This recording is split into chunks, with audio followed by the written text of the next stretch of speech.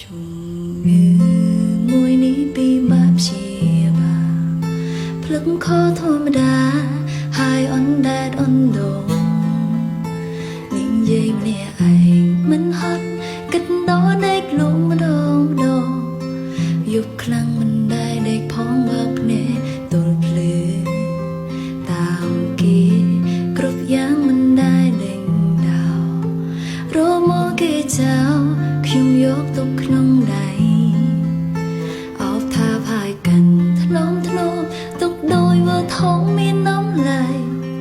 ហើយតែងស្រមៃថាជាការរស់ស្នេហ៍ខ្ញុំអាចខ្លាចជាមនុស្សឈួតទេរវើរវីនឹកគេទាំងថ្ងៃជួនយំជួនសោចម្នាក់ឯងពេលខ្លះវងវែងមិនចាំធ្វើអ្វីបើគេដឹងខ្មាស់គេយ៉ាងណារកចិនព្រោះតែស្នេហា